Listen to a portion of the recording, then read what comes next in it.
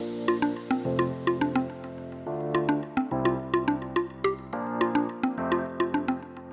right, well, welcome back to another episode of Keeping Tabs, where we are continuing to keep it real about real estate. I'm your co-host, Zack Viscomi, alongside Tabitha Heit. Hello. So in today's episode, we're going to walk through one of the most important parts of home buying and selling, right? And that's that journey of what really happens from the moment a contract is signed all the way up until closing day. So we're going to break down that process. We're going to go through it step by step. So whether you've been through this before, it's your first time, hopefully we'll cover all your bases of understanding what really happens. Much of which, at least for me, when I went through that process a while ago, seemed to be behind closed doors. So Some of what? it does, sometimes, as the consumer, the buyer, the seller, hopefully you don't know everything all the steps, because we should be doing some work on our back end to get things done, and there's a lot of work that gets done on the back end, but some of the stuff, most of the stuff you are part of. So we'll break it down. We'll break it down as a buyer, what kind of happens, and then as a seller, what kind of happens, so that you can get an idea of the process and how it goes. So typically when I have buyers interview me, I do a buyer consult and we go through all the paperwork, and there's tons of paperwork. We could probably do an episode on all the paperwork that's required. There's a lot of it. So we won't do that today, but there's a lot of paperwork that's required to get started in the process. And then once you find your house, there's a bunch more paperwork that gets done, and then your offer is accepted, and then what happens. So in the market that we're currently in, there are people waiving some things, so it might look a little different, but in a traditional sale that is sort of following normalcy in a normal balanced market, what typically happens is you go under contract, and usually some period between maybe around 2 to 7 days, you have to leave as a buyer in earnest money deposit. And that can be any amount that you have discussed with your realtor that was written into the contract. So say it's $10,000, say it's $20,000. Sometimes when people are in a competitive situation, they might decide to leave more money down as a good faith. So depending on what was written in the contract, that's usually the first order of business, is to leave some type of good faith money. I've got a couple of clarifying questions here. I know, like when I drive around, a lot of times I'll see a sign in the front yard that says under contract, and it can be like that for a while, which I know we'll get into. But I'm curious, like that contract that puts you then under contract. Where does that come from, and is that part of the paperwork that you're signing and agreeing on within the offer? Is the contract the offer itself, or is there? The contract is your under contract is the offer that has been accepted by the seller. So if you're a buyer, it's the offer that has been accepted by the buyer. And when it's marked as under contract, there probably is some contingencies that we need to work through. So one would be getting your deposit money in, making sure that comes in. Once you sign and the seller signs, you are considered under contract at that moment.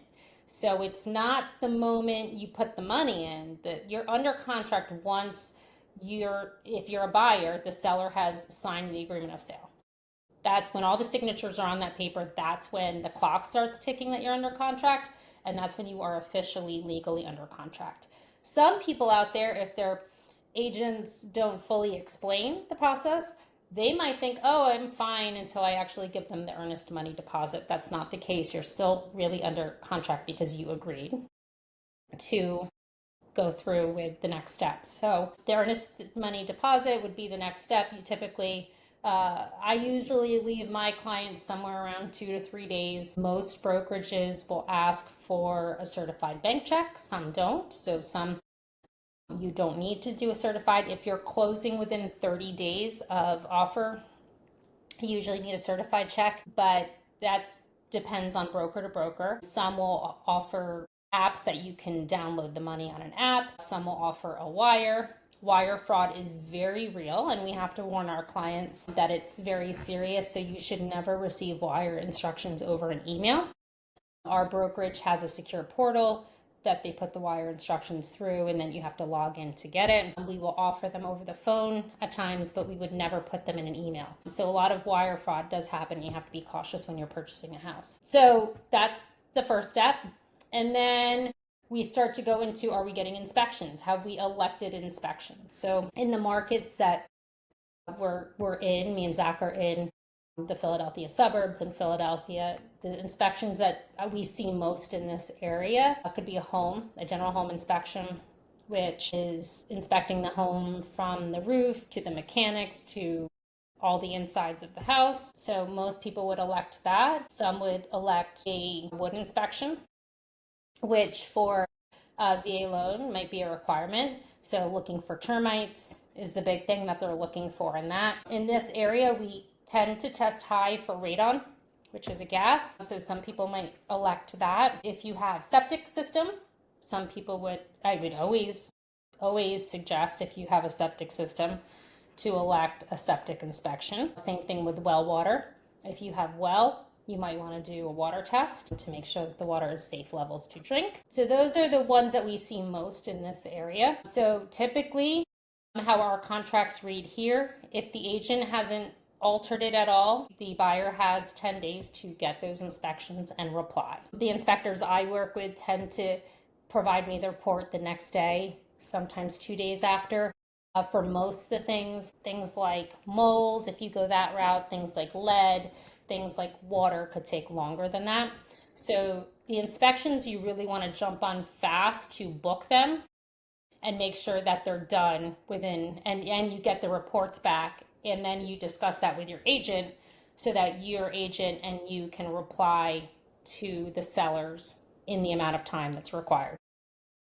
And those expenses are all out of pocket, or do they get delayed down to closing costs? Or Those are all out of pocket. So those are conversations that you want to know ahead of time when you're thinking about buying a house, that your home inspection may be $500, $600.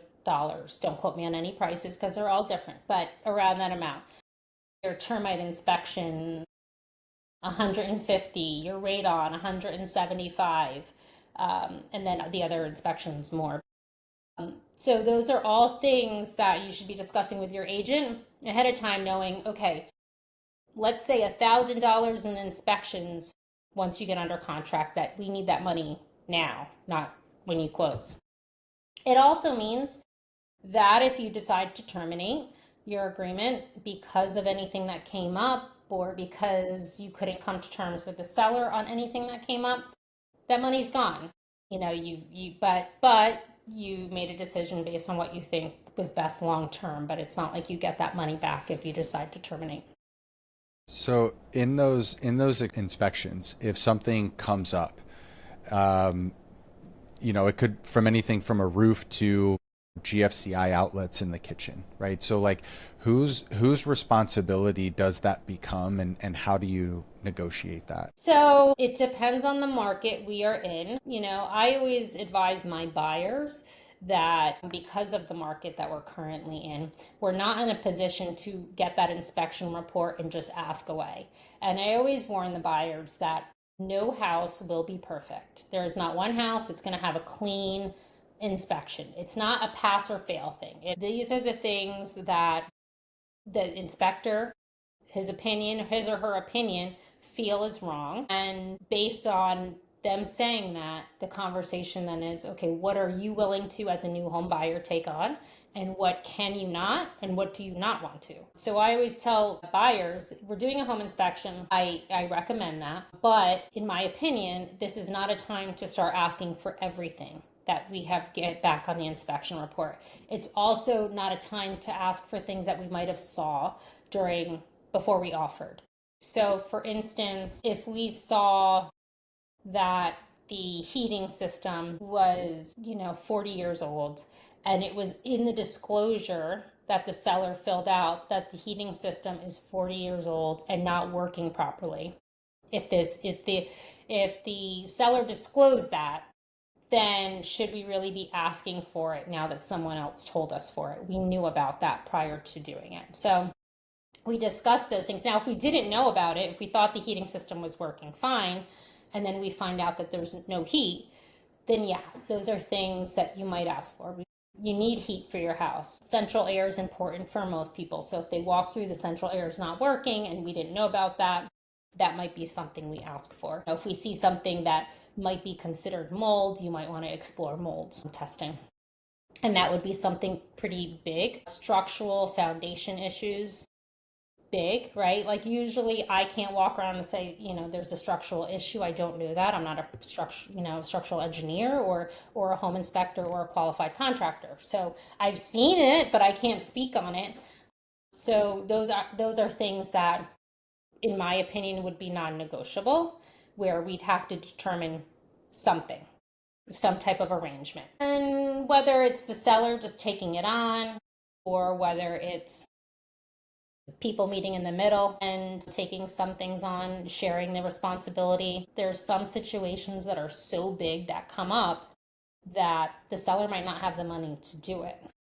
So in those cases, we've arranged and negotiated to have money held post closing in an escrow account. So that way, that allows the seller to sell the house, get money for the house, put some of their proceeds in an escrow account, and then the fix is made post settlement with that money.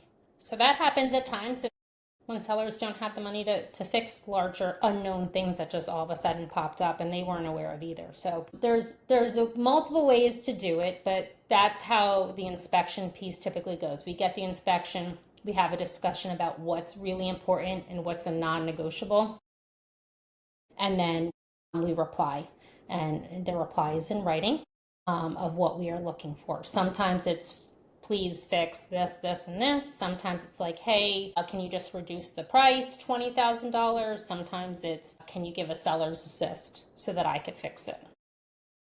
And then they have time to reply to us on what they want to do.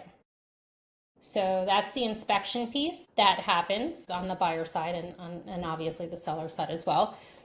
And then we go into ordering title insurance. So title insurance is required for lending to make sure that the property is free and clear.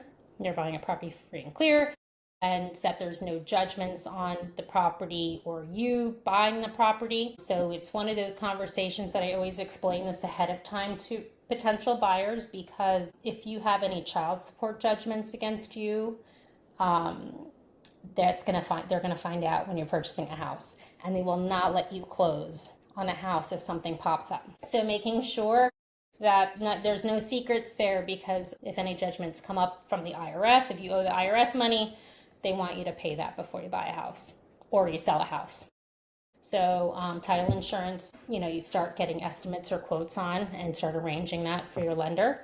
You start filling out your mortgage application, your official mortgage application. So you might be pre-approved. You're pre-approved when we put the offer in and your offer is accepted, but now we actually need to have you fill out a full mortgage application. So that has to be done within 7 days of under contract. So that process starts ticking. Lots of annoying paperwork they ask you for. This is when my clients start to pull out their hair, especially if you are self-employed or hourly.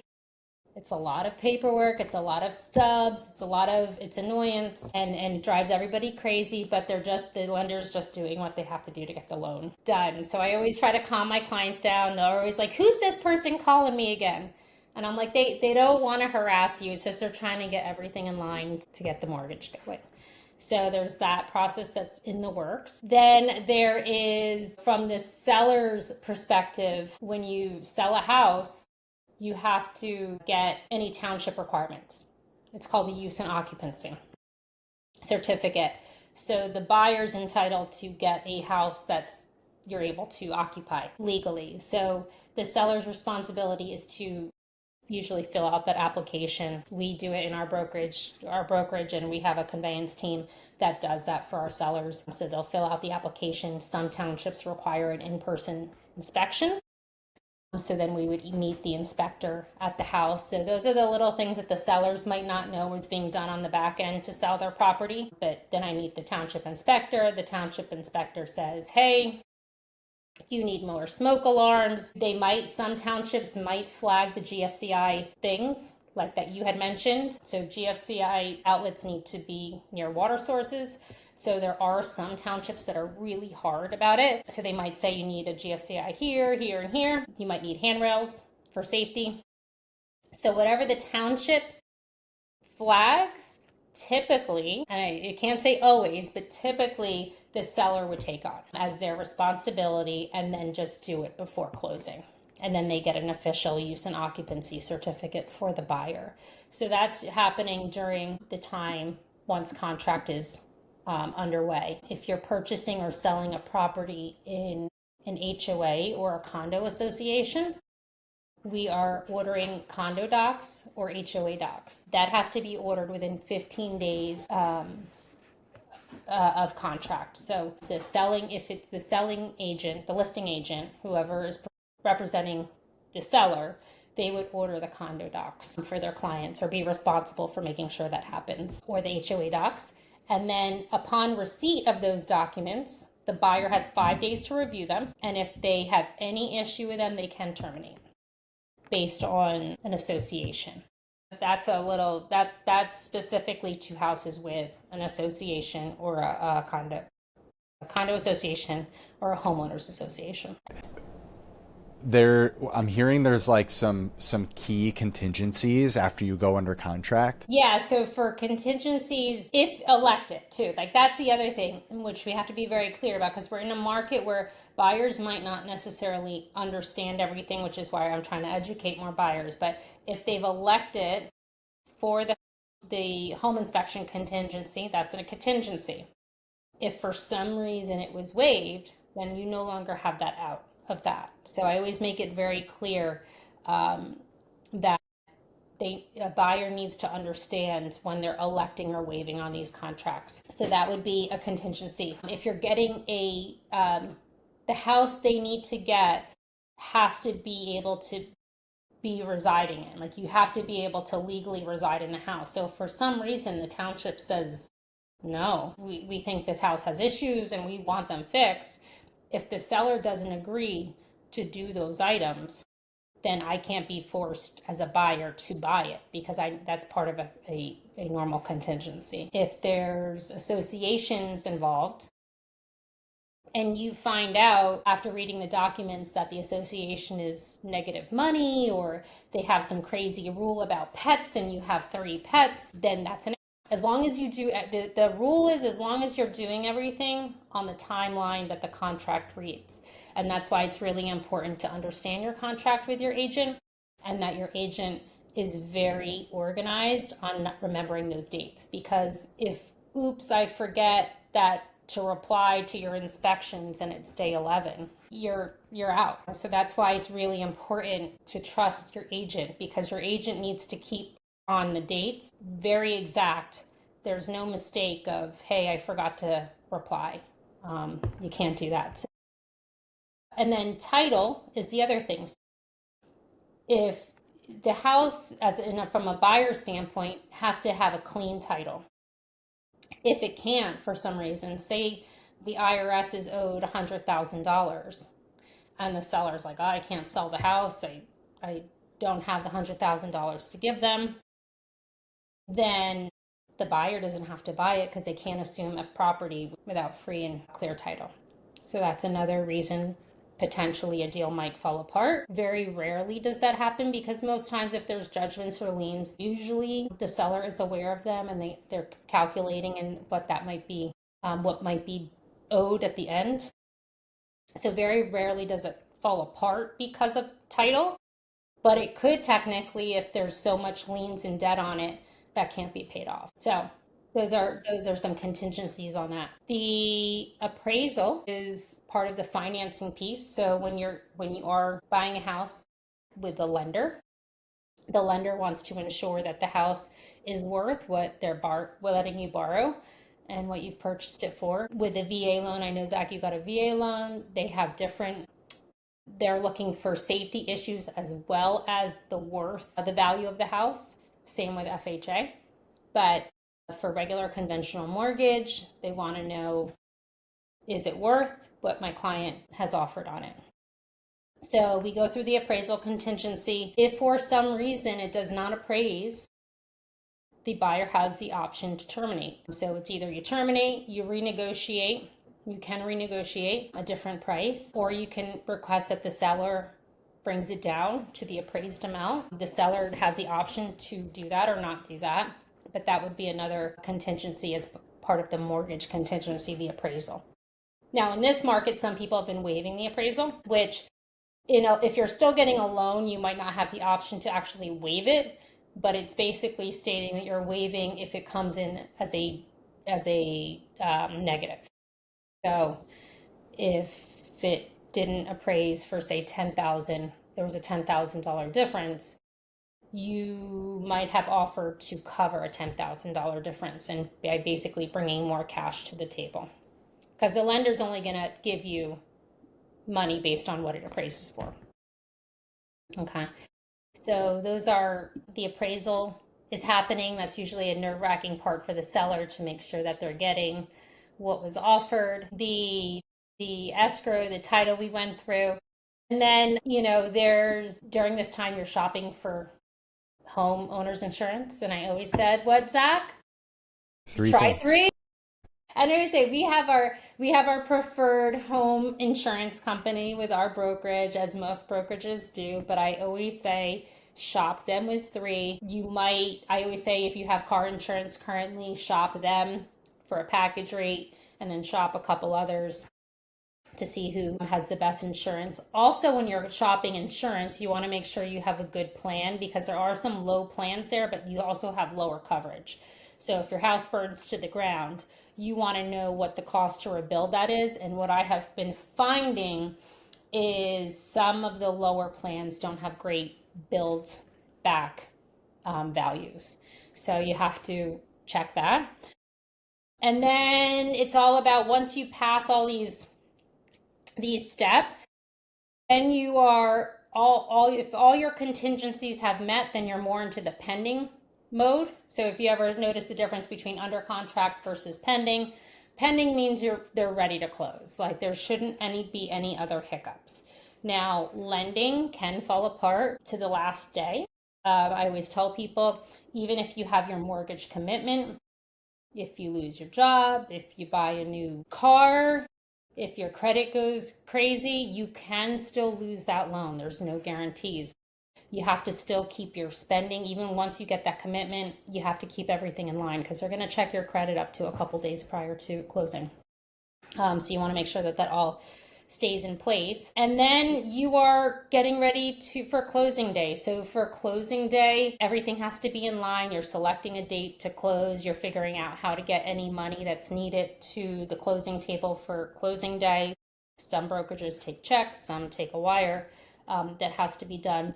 And then you're doing a final walkthrough of the house. Typically, I like to do the walkthrough the night before closing. Every agent's a little bit different with that. I like to know the night before if there's going to be any hiccups, so it gives me a couple hours to fix those hiccups. They do happen. For buyers, I have gone into houses and have had a lot of junk left. People don't want your junk. I've had people still moving out, and we're like, we really need to walk through the house once everything is out, because you're making sure that there's no damage to the house that you didn't notice when you're walking through when you decided to buy it, that there's no new leaks, that the air conditioning's working, that the heating's working if it was working when you went to buy it. So the walkthrough is basically saying, this is how I intended to buy the house, and I offered on the house, and there's nothing new that has occurred since then. So we're turning on all the lights, we're checking the stove, we're operating the microwave, we're making sure everything is cleared, we're turning on the heat, we're turning on the air conditioning as long as it's not too cold months, and just making sure everything is as it should be. For instance, I had a walkthrough. The sellers were very kind and let us know that on the day before closing, the dishwasher stopped working. So they were very kind to tell us that, and you make it work. So my clients were happy that they told them that we might have not known, because we weren't going to run a whole load of dishes before closing. That my clients are very happy that they found that out. We negotiated that they would have someone take a look at it. We held some money at escrow at closing, that they would have someone come look at it the day after my clients purchased. If it didn't work, then they would give them money for a new dishwasher. And they did. So everything is good as long as everything's documented. I always just warn clients, things will come up like that.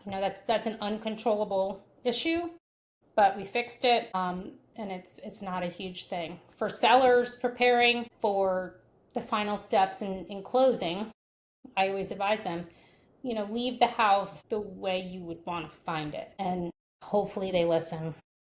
But there are times when I go to my seller's place and they left 40 cans of old paint, and you're like, you can't leave 40 cans of paint that you've collected that have like this much in it.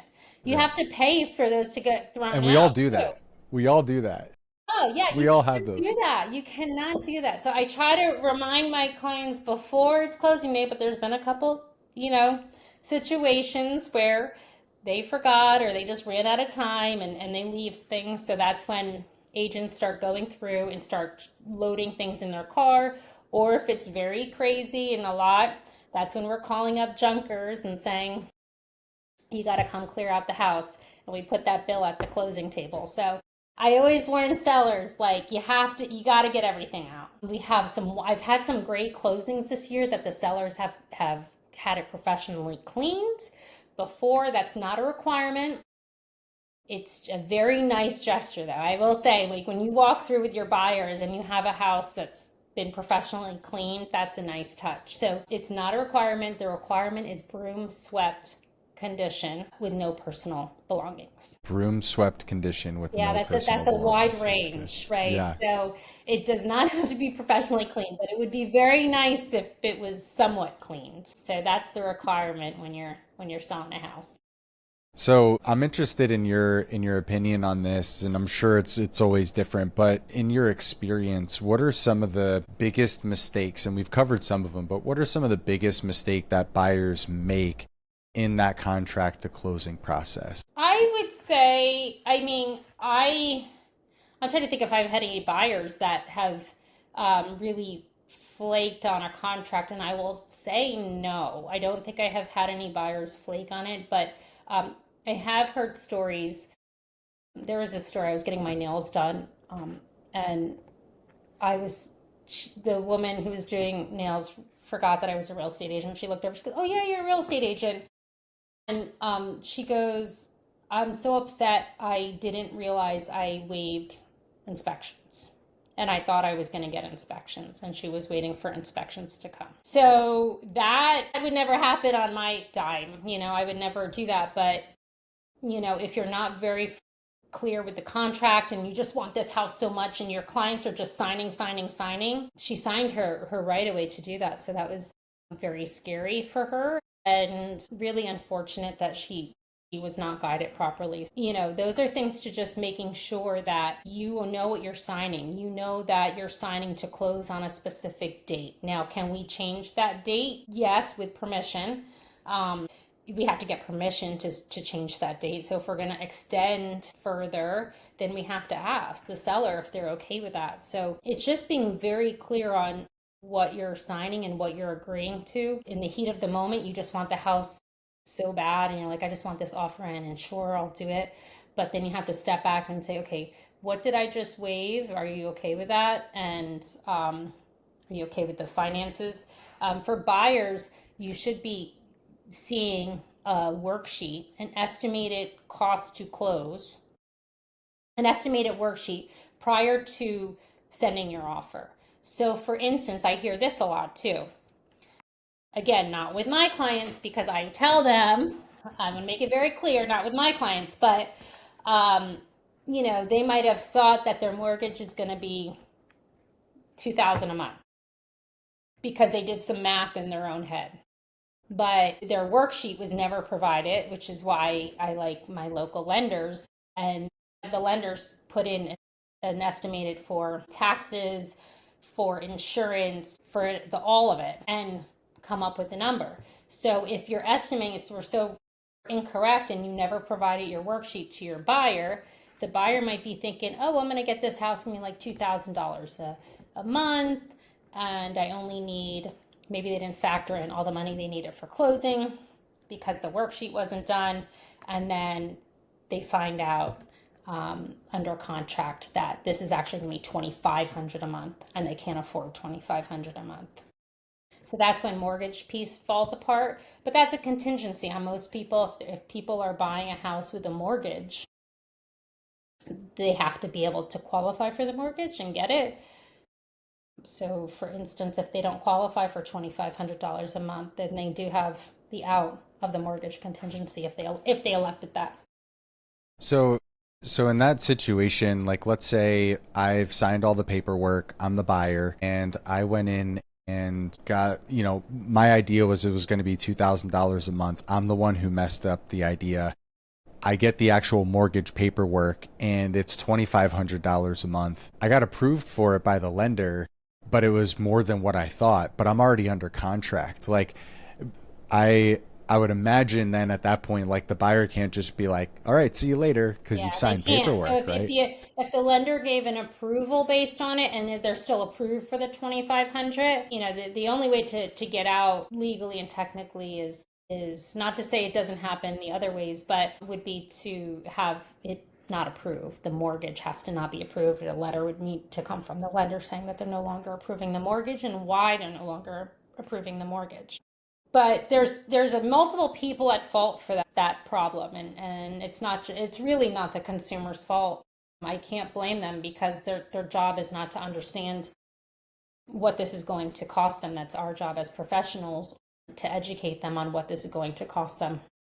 And if a lender is not providing worksheets, because there's plenty of lenders that refuse to provide a worksheet before an offer is written, then I say to my client, I'll make a worksheet on my own, and I always up the prices I always shoot high so that I don't disappoint them. It comes in better. So I'm able as a real estate professional to do those worksheets, but it really is best when it's done by the lender because the lender has all their fees that we don't know about. So, it's best. My first pick would be having the lender do the worksheet.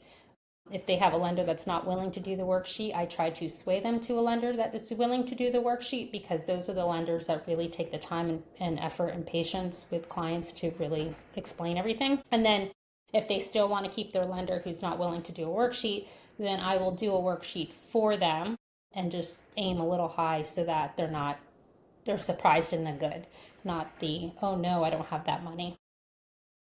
Yeah, I think that's an important transition here into, really the role of a real estate agent in this entire process, because I'm hearing a lot of stuff and it's all time contingent, right? Like we have a Yeah. closing date, we've got this paperwork, we got that inspection, we've got the appraisals, we've got all these things. And me as the consumer has no idea what that is, by and large. And so your role as the real estate agent in somewhat behind the scenes is navigating, negotiating, and coordinating all of this. Is that Yeah, it's pretty it's accurate? coordinating all these dates, and I'm lucky to work for a brokerage that on the sell side does help out with that, though it's still at the end of the day my responsibility.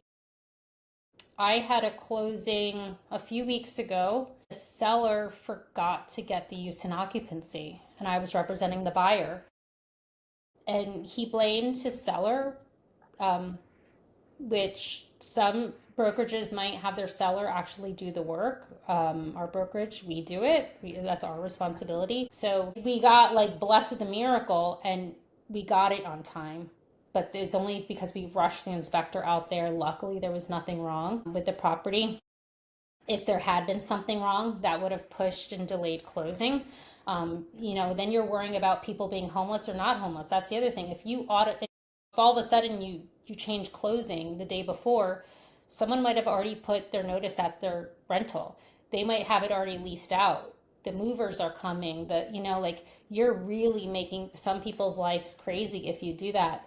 So fortunately, it worked out. But having a team behind us really helps. I mean, I know that when I have a client that's selling their house and their property, I have a conveyance team. They're helping me organize or ordering the use in occupancy, making sure I order tax certs, if I need payoffs, they're doing all that.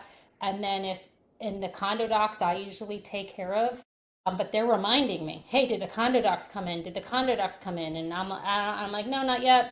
No, but I have that extra support always sitting there waiting. Did they come in? Did they come in? Did they come in? We don't miss anything because there's a lot that can be missed. It's a timeline. You have to be organized. Yeah, that's I can't imagine. And I think you just pointed out another great thing is that it's not even just your real estate agent, it's even the brokerage and the support. Like you need a team of people. And so You are you do, working and with if the you're right doing this team? with less people and less hands, it can be overwhelming. If you have multiple closings a week and you're trying to finagle like who's who, the team behind you is just as important as the agent as well. So that's why I picked my brokerage. It's one of the reasons I picked where I picked is that I felt like very supported in making sure that I had a team and I have, to be able to support my buyers and my sellers. Like we get it done, and we make sure that if there's a hiccup, everybody's on board to fix it. So things come up, things are gonna break last minute. Sometimes tax certs and payoffs come in delayed, not to the fault of anybody's, but just the way it is. So it's just having multiple people pull through and making sure that at the end of the day, we just want to make sure that the client at that point is in their house as soon as we can get them in their house as smooth as possible, because again, it's a lot can happen, and if you've given your notice, you're talking about you could be homeless and not have a place to be if this closing doesn't go through. So we take that very serious and make sure that we get everybody smoothly to the closing table. So in closing here, as we're moving towards the end of this conversation around this, I think a question that I still have is what that timeline really looks like. I mean, from contract to closing, is there a typical time frame that you're shooting for? Is it a month? Is it 3 months? Or like many of these things, does it really just depend on the circumstance? It just depends on the circumstance. I would say the majority of my sales in the past 12 months have been a 30-day to 45-day close from continent. So that means, from the date that the offer is executed, execution happens when the seller signs. So the offer comes in from the buyer, the seller signs off, and that's execution day one. Usually most my transactions are closing between 30 and 45 days. That sounds pretty reasonable too, with Mm-hmm. everything else we just said that you had to get done in between Yeah. those times too. Now there are some, like there's cash buyers, like investors, if they're investors or they're just cash buyers. Those can close in 2 weeks technically. The mortgage takes time, which is part of the reason for the 30-day to 45-day, because title can usually come back within 7 days. You can get inspections pretty quickly. I mean, I've done inspections within 3 days. So you can get through some of these other things quicker. It's usually the mortgage, which is the reason for longer time at the end of the day. So I have closed some cash deals within 2 weeks, and it's fine and it works. So I want to jump into a little bit here on actual closing day, right? So we talked about the final walkthrough and kind of the checklist of what you're looking for, but when I sit down at that closing table and now we're sort of shaking hands and moving on, what as a buyer and a seller should I be bringing, and what should I expect, and Yep. and then what are closing costs? So what you should be bringing to the closing day table is 2 forms of identification, typically. Driver's license, I always say, is good. Passport.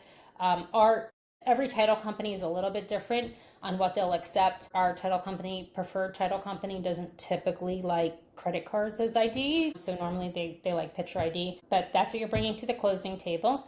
And a pen, because you're going to sign a ton of paperwork. Some lenders will send the buyers electronic versions to sign at midnight the day of closing. So they'll release these pre-documents, and you can get some of this stuff done electronically so that you have a little less to sign when you get to closing table. But you sign a ton of paperwork, lender requirements and title requirements, basically how you're going to take title of the property, which we'll do in a whole other episode. But so that, and then the money, whatever money you are bringing. Now you'll know that total before that day. Hopefully you'll know that total like 3 or 4 days prior. the exact total. You should have a rough number in your head if your lender has done a good job, and you should have an idea, but the exact, to the dollar total, probably 3 to 4 days you'll get, and you'll know what to bring. We always have it padded a little higher. We ask them to bring a little bit more just in case something comes up, and then if not, the title company at that very moment releases the money back just to allow for any mistakes that might have occurred. And as far as what closing costs they're bringing, it depends on the percentage they're putting down. So, some people, if they're putting 3% down, 5% down, 10% down, typical closing cost outside of that is usually around 3%. So that's taxes, like prorations of taxes, homeowners insurance, transfer tax. Most areas in Pennsylvania, it's 1% of the purchase price each side pays. So that's happening on the buy side. So they'll have that number 3 to 4 days prior. And the seller, in most cases, don't show up to closing. There are some that do, that want to, but the majority of my sellers are having me attend on their behalf. So how that works is I usually line them up to either I have a notary go to them, or I have them come into one of our offices and they notarize a deed package, it's called. And that gives me the ability to sign on their behalf at closing day. I'll usually go through the closing statement with them, or it's called the closing disclosure and the ALTA, which I'll go through and I'll show them all their totals. And as long as they're good with it, then I can sign on their behalf, and then the money gets wired or a check goes out for them. So most sellers can skip closing if they don't want to come. That sounds cool. Yeah. And most do. There are some that want to see like who bought their house, and Yeah. they have more of an emotional connection, and they, but lately it's really been few that want to show up. They're usually off on their new life. So much easier to close from the seller's standpoint once everything has been completed, and hopefully, inspections have gone easy for them, or if it hasn't gone easy, they might have had a lot to do up until closing day. So usually they skip out. What's your opinion about communication and communicating with your clients during this process? I think, I'm a big texter. I think texting is very fast for me and my clients. So a lot of my clients, we communicate through group chats. If it's a couple purchasing a house, we're all in a group chat. So the big important piece is I pick up the phone. We go through the inspection either in person, on the phone, or through Zoom. Depending if they're more seasoned, they've purchased houses before, they might not need the whole Zoom experience. They might read the report and say, hey, Tabitha, ask for this, this, this. There's other people that really need me to walk them through. Either way is fine. So we do that over the phone or on a Zoom or in person. And then the other stuff, it might be, hey, the condo docs are in your email. Just check your email. I might shoot a text, condo docs are in your email. Or, your mortgage just got approved. Your mortgage commitment just came out, or appraisal is in your email. The appraisal piece we don't see as the agents unless there's a problem. So that's one piece that goes directly to the clients. The buyer pays for it, the buyer orders it, that belongs to them. So typically the appraisal happens, and I'm usually find out, unless there's a problem, right around the same time or right after the buyer finds out. They usually know that first. But some phone calls, but once you're under contract, most of my clients just prefer text back and forth unless something serious is needed to be discussed, just to keep everybody on the timeline of moving forward to closing day. They know you got it handled, right? They don't need to micromanage what you're doing because you got it. We got it. Cool. Great. Well, why don't you kind of wrap us up here? We've sort of talked through that whole process from start to finish of contract to close. And what would you say is kind of a key takeaway here in, that process, how you can be best prepared, maybe what you should be thinking of as you consider this? Yeah, I think what's most important as far as the consumer that might be watching this is that there are strict timelines on your contract. We are a non-attorney review state, so your real estate professional is doing this for you. from start to finish, where other states there are attorneys involved. So it's important, again, that you have to pick correct when you're picking a real estate professional. Our profession has sued all the time for mistakes that may come up, and it's important to pick somebody that you can fully trust, because things do happen and you need to trust the fact that your real estate professional is going to follow timelines, be organized. Organization is huge. I always say to people, don't be late, right? Like if I have a real estate agent showing up 10 minutes late without any contact, what does that say for their organizational skills? I don't know. They might be okay, but you might want to just think about that, because again, we can't be late with any of these dates. It's not a oops, because let me tell you something. If I'm representing a seller and that agent is like waiting till the last minute to reply to inspections, I'm hoping they miss it. I'm hoping they forget, because when I'm representing the seller, it's like, and there are people that push it to that 11:59 timeline. For me, I don't even like to reply to inspections that same, like the day of. I always like to do a couple days before, because like, what if something happens? Like, what if I get run over by a car? That's very morbid, but I mean, then your reply, wait up to the last minute. So for me, I do not do, unless it's like, I don't think I've ever done a reply to inspection on that same day, but there's some people that wait till 11:50 at night to press the send button. So all things to ask when you're interviewing your agent. I think the biggest thing is, this is a professional that hopefully will be in your life for many years to come, because hopefully you'll want to do multiple transactions with them, and hopefully they'll be a resource for you in all things real estate related. And you want to pick and hire like you would hire your attorney, like you would hire your accountant, like you would hire professionals in your life that are important for a position. Well, thank you for sharing your wisdom with us today. It was really helpful. I know I learned a lot. So thank you. Yeah. Well, look, that wraps up today's episode of Keeping Tabs. With Halloween right around the corner, you don't have to be scared about what's coming in your contract to closing process, because Tabs got it handled here. And hopefully this episode helped to provide some clarity in that process, so that you can really understand how you can avoid some of those common pitfalls and stresses along the way, like sticking to the timeline. So if you found this helpful, please be sure to subscribe so you don't miss an episode, like it, share it. And if you're in the market to buy, sell, or just want some personalized guidance, please head over to Tabitha's website where you can connect with her directly. And thank you again for listening, and we'll see you next time on Keeping Tabs. See ya.